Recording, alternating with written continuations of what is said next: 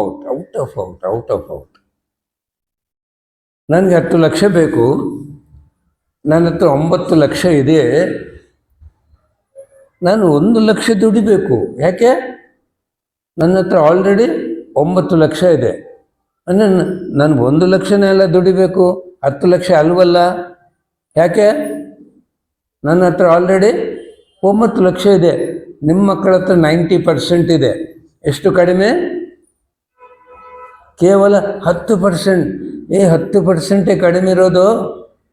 ನೀನು ಯಾವುದೋ ಓದ್ತಾ ಇಲ್ಲ, ನೆಗ್ಲೆಕ್ಟ್ ಮಾಡ್ತಾ ಇದೆ ಸಬ್ಜೆಕ್ಟು. ಸ್ವಲ್ಪ ನೋಡ್ಕೊಳ್ಳೋ ಎಲ್ಲಿ ಕಡಿಮೆ ಬರ್ತಾ ಇದೆ. ಅದು ನೀನು ನಿಮ್ಮ ಫ್ರೆಂಡ್ಸ್ ಟೀಚರ್ಸ್ ಹೆಲ್ಪ್ ತಗೊಳ್ಳೋ, ಧ್ಯಾನ ಮಾಡು, ಮಾಸ್ಟರ್ಸ್ ಹೆಲ್ಪ್ ಮಾಡ್ತಾರ. 10% ತಗೊಂಡು ಬಾ ಅಂದರೆ 10%. ಓಕೆ, ಔಟ್ ಅಂದರೆ ಎಲ್ಲಿ ಆಗತ್ತಪ್ಪೋ. 10% ಅಂದರೆ ಹೌದು, ಸಾಧ್ಯವೇ? ನೋಡಿದ್ರೆ ಒಂದು ಮಾತು ಎಷ್ಟು ಆತ್ಮಸ್ಥೈರ್ಯ ಕೊಡುತ್ತೆ. ನೋಡಿದರೆ ನಮ್ಮ ಜೀವನವಲ್ಲ, ಇಡೀ ಜಗತ್ತಿನ ಜೀವನ ಬದಲಾವಣೆ ಆಗುತ್ತೆ ಜ್ಞಾನದಿಂದ. ಗಮನಿಸಿರಿ, ಹಿಟ್ಲರ್ ಮಾತುಗಳಿಂದ ಎಷ್ಟು ಲಕ್ಷಾಂತರ ಮರಣ, ಟ್ರಂಪ್ ಮಾತದಿಂದ ಗ್ಯಾಸೇ ಸಿಗ್ತಾ ಇಲ್ಲ, ಎಷ್ಟು ದುಃಖ. ಮಾತೇ ಅಲ್ಲ ಸರ್ವನಾಶ ಮಾಡೋದು. ಮಹಾತ್ಮ ಗಾಂಧಿ ಮಾತು ನಮ್ಮ ದೇಶಕ್ಕೆ ಸ್ವಾತಂತ್ರ್ಯ ಕೊಡ್ತು. ಅಹಿಂಸೋ ಪರಮೋ ಧರ್ಮ. ನಮ್ಮ ಗುರುಗಳ ಮಾತು ನಮ್ಮೆಲ್ಲರನ್ನ ಒಂದು ಮಾಡಿದ್ದಾರೆ. ಒಂದು ಮಾತಿಗೆ ಎಷ್ಟು ಬೆಲೆ ಇದೆ. ಅದಕ್ಕೆ ಜ್ಞಾನವಂದರೆ ಮಾತಿನ ಮೇಲೆ ಗಮನ. ಸುಮ್ಮನೆ ಮಾತಾಡಬಾರ್ದ್ರಿ. ಮಾತಾಡೋಕ್ಕೆ ಮುಂಚೆ ಅರಿವಿರಬೇಕು. ಹೇಗೆ ಮಾತಾಡಬೇಕು, ಚೆನ್ನಾಗಿದೆಯಾ? ಹೇಗೆ ಮಾತಾಡಬೇಕು ಕೆನ್ಸತ್ತೆ. ನನ್ನ ಮಾತು ನಾನು ಗಮನ ಮಾಡಬೇಕು. ಏನಪ್ಪ ಇದು ನಾರ್ಮಲ್ಲಿ ಶಬ್ದ ಇದೆಯಾ? ನನಗೆ ಗೊತ್ತಾಗಲ್ವಾ? ನನ್ನ ಶಬ್ದ ಹೆಚ್ಚಿಗಿದ್ರೆ ದೂರ, ಕಡಿಮೆ ಇದ್ರೆ ಹತ್ತಿರ. ನೋಡ್ರೆ ಹೇಗೆ ಮಾತಾಡಬೇಕು. ಟ್ರೈನಲ್ಲಿ ಇಬ್ಬರು ಹೋಗ್ತಾ ಇದ್ರಿ, ನಿಮ್ಮ ಸ್ಟೋರಿ ಎಲ್ಲ ಟ್ರೈನವ್ರು ಎಲ್ಲರೂ ಕೇಳಿಸ್ಕೋಬೇಕಾ?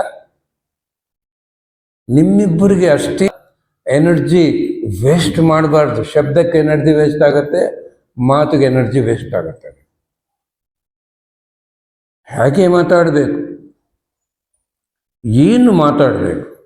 ಇಲ್ಲಿ ನಾನು ಜ್ಞಾನದ ವಿಷಯ ಬಗ್ಗೆ ಇನ್ನು ಬೇರೆ ಏನು ಮಾತಾಡಬಾರ್ದು. ಓನ್ಲಿ ಜ್ಞಾನ ಇದೆ. ಮನೆಯಲ್ಲಿ ಮನೆ ವಿಷಯ, ಆಫೀಸಲ್ಲಿ ಆಫೀಸ್ ವಿಷಯಗಳು, ಶಾಪಲ್ಲಿ ಬಿಸ್ನೆಸ್ ವಿಷಯಗಳು, ಅಲ್ಲಿ ಮಾತು, ಇಲ್ಲಿ ಮಾತು, ಅಲ್ಲಿ ಮಾತಾಡಬಾರ್ದು. ಏನು ಮಾತಾಡಬೇಕು, ಎಷ್ಟು ಮಾತಾಡಬೇಕು. ವಿದ್ಯಾರಾಣಿ ಮೇಡಮ್ನ ಕೇಳಬೇಕು, ಏನು ಮೇಡಮ್ ನನ್ನ ಟೈಮ್ ಮುಗಿತಾ, ಇನ್ನು ಟೈಮ್ ಕೊಡ್ತೀರಾ? ಕೇಳಿ ಮಾತಾಡಬೇಕು.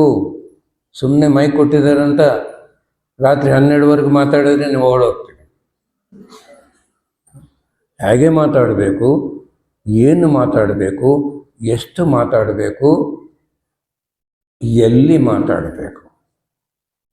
ಲೈಬ್ರರಿಯಲ್ಲಿ ಮಾತಾಡಬಾರ್ದು, ಚರ್ಚಲ್ಲಿ ಮಾತಾಡಬಾರ್ದು, ಮಸ್ಜಿದಲ್ಲಿ ಮಾತಾಡಬಾರ್ದು, ಪಿರಮಿಡಲ್ಲಿ ಮಾತಾಡಬಾರ್ದು, ಇಲ್ಲಿ ಮಾತಾಡಬಾರ್ದು. ನೋಡಿದರೆ ಹೇಗೆ ಮಾತಾಡಬೇಕು, ಎಷ್ಟು ಮಾತಾಡಬೇಕು, ಏನು ಮಾತಾಡಬೇಕು, ಎಲ್ಲಿ ಮಾತಾಡಬೇಕು. ಇನ್ನು 5ನೇದು ಹೇಳಿ.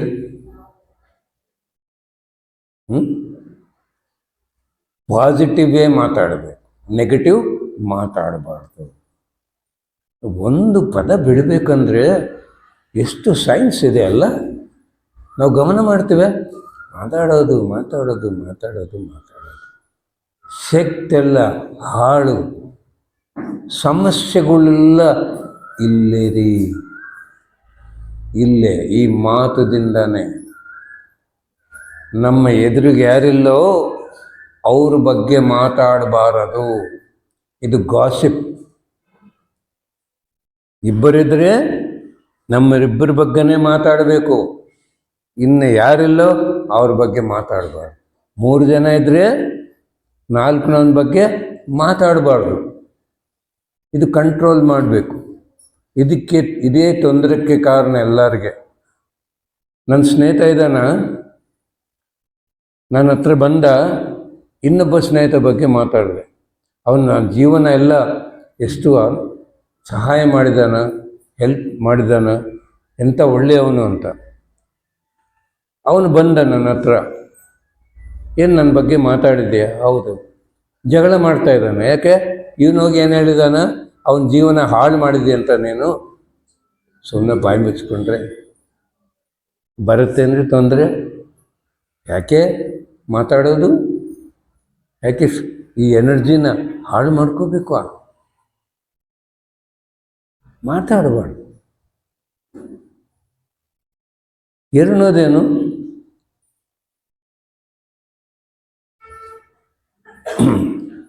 ನಿರುತ್ಸಾಹ. ಎನ್ಕರೇಜಿಂಗ್ ಮಾತೇ ಮಾತಾಡಬೇಕು, ಡಿಸ್ಕರೇಜಿಂಗ್ ಮಾತು ಮಾತಾಡಬಾರ್ದು. ನಿಮ್ಮ ಫ್ರೆಂಡು ಕ್ಲಾತ್ ಶಾಪ್ ಓಪನಿಂಗ್ ಕರೆದ, ನೀವೇ ಅಲ್ಲಿ ಸಮೋಸ ಕೊಟ್ಟ, ಗುಲಾಬ್ ಜಾಮ್, ಜ್ಯೂಸ್ ಎಲ್ಲ ಕುಡಿದು, ಈ ಬಿಸ್ನೆಸ್ ಯಾಕೆ ಇಟ್ಕೊಂಡಿಯೋ, ಯಾರೂ ಉದ್ಧಾರ ಆಗಲಿಲ್ಲ, ನಿನಗೆ ಗೊತ್ತಾ? ಗೊತ್ತಾ ನಿನಗೆ? ಅವನು ಆಲ್ರೆಡಿ 4 ಬಿಸ್ನೆಸ್ ಮಾಡಿ ನಷ್ಟ ಆಗಿದ್ದಾನೆ. ಅವನಿಗೋಗಿ ವಿಷ ಆಗ್ತಾನೆ ಅವನು. ಇದೇನ್ರಿ ಜ್ಞಾನ? ಜ್ಞಾನ ಇದ್ರೆ ಮಾತಾಡ್ಬೇಕು, ಇಲ್ಲಂದ್ರೆ ಬಾಯಿ ಮುಚ್ಕೊಂಡು ಕೂತ್ಕೋಬೇಕು. ಜ್ಞಾನಿ ಏನು ಹೇಳ್ತಾನ, ನೋಡು, ಎಷ್ಟು ಬಿಸ್ನೆಸ್ ಮಾಡಿದೆಯೋ, ನಿನಗೆ ಎಷ್ಟು ನಷ್ಟ ಆಗಿದೆಯೋ, ಅದು ಭೂತ, ಅದು ಬಿಟ್ಟು ಬಿಡು, ಅದು ಮರ್ತೋಗು. ಧ್ಯಾನ ಮಾಡಿ ಈ ಕ್ಷಣ ನಿನಗೇನು ಬೇಕೋ ಅದು ಅನ್ಕೊಳ್ಳೋ. ಯದ್ಭಾವಂ ತದ್ಭವತಿ. ಈ ಬಿಸ್ನೆಸ್ ಯಾರಿಗೆ ನಷ್ಟ ಬಂದಿದೋ ಅವರೆಲ್ಲರ ಹತ್ರ ಹೋಗು, ನಷ್ಟಕ್ಕೆ ಕಾರಣ ತಿಳ್ಕೊ. ಯಾರು ಉದ್ಧಾರ ಆಗಿದೋ ಅವ್ರ ಹತ್ರ ಹೋಗು, ಉದ್ಧಾರಕ್ಕೆ ಕಾರಣ ತಿಳ್ಕೊ. ಬಿಸ್ನೆಸ್ ಮಾಡು ಅಂದರೆ ಎಷ್ಟು ಆನಂದ ರೀ!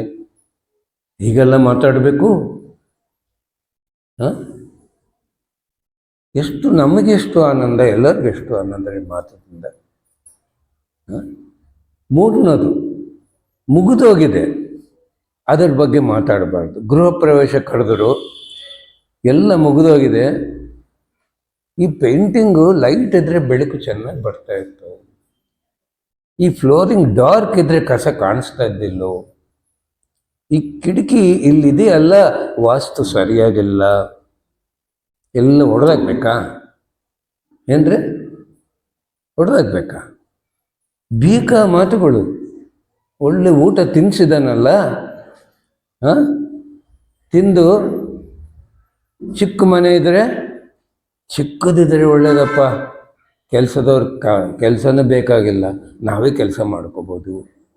ದೊಡ್ಡದಿದ್ದರೆ ಎಂಥ ಒಳ್ಳೇದಪ್ಪ, ಎಷ್ಟು ಜನ ಬಂದ್ರೇನು ಆನಂದವಾಗಿ ಜೀವನ ಮಾಡ್ಬೋದು. ಅಂದರೆ ಆನಂದ ಕೊಡಬೇಕು ಮಾತು. ಯಾಕೆ? ಅದು ಮುಗಿದೋಗಿದೆ ಮನೆ, ಅದ್ರ ಬಗ್ಗೆ ಮಾತಾಡೋದು. ಹೇಗೆ ಮಾತಾಡಬೇಕ್ರಿ? ಹೇಗೆ ಮಾತಾಡಬೇಕು? ಗಮನಿಸಬೇಕು. ಇದು ಅದ್ಭುತ ರೀ ಮಾತು, ಅದ್ಭುತ. ಒಳಗೊಂದು ಹೊರಗೊಂದು ಮಾತಾಡಬಾರ್ದು. ಬಂದಿದ್ದಾರೆ, ಒಳಗೇನೋ ಹೊರಗೇನೋ ಹೊಗಳ್ತಾ ಇರೋದು, ಒಳಗೇನೋ ಬೈಕೊಳ್ತಾ ಇರೋದು. ಮನೆ ಒಳಗಿದ್ರೆ ಹೊಗಳೋದು, ಮನೆ ಹೊರಗೆ ಹೋದ್ರೆ ಬೈಯೋದು. ಇದು ಜ್ಞಾನವ? ಒಳಗೆ ಏನಿದೆಯೋ ಹೊರಗೆ ಅದೇ ಮಾತಾಡೋದು. ಇಲ್ಲಂದರೆ ಮಾತಾಡಬಾರ್ದು. ಯಾಕಂದರೆ ಆತ್ಮದ ಉದ್ಧಾರ ಅಂದರೆ ಮಾತು. ನಮ್ಮ ಮಾತು ರೀ. ಒಳಗೊಂದು ಹೊರಗೊಂದು ಮಾತಾಡಬಾರ್ದು. ಭವಿಷ್ಯ ಗೊತ್ತಾ ನಮಗೆ? ಭವಿಷ್ಯ ಬಗ್ಗೆ ಯಾರು ಮಾತಾಡಬಾರ್ದು. ಯಾರಿಗೂ ಗೊತ್ತಿಲ್ಲ, ಗೊತ್ತಿಲ್ಲದಂಗೆ ಮಾತಾಡೋದು.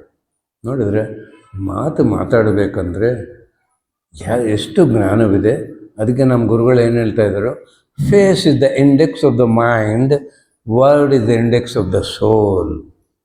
ಮುಖ ನೋಡಿದರೆ ಏನು ಅಷ್ಟು ದುಃಖ, ಏನು ಅಷ್ಟು ಆನಂದ ಹೇಳ್ತೀವಿ, ಕಾಣಿಸುತ್ತೆ. ಮಾತು ಕೇಳಿಸ್ಕೊಂಡ್ರೆ ಈ ಆತ್ಮ ಎಂಥ ಸ್ಥಾಯಿ ಇದೆ. ಈ ಮಾತು ಎಲ್ಲರೂ ಹಣೆಬಾರ ಆನಂದ ಕೊಡಬೇಕು, ಜೀವನನೇ ಬದಲಾವಣೆ ಆಗಬೇಕು.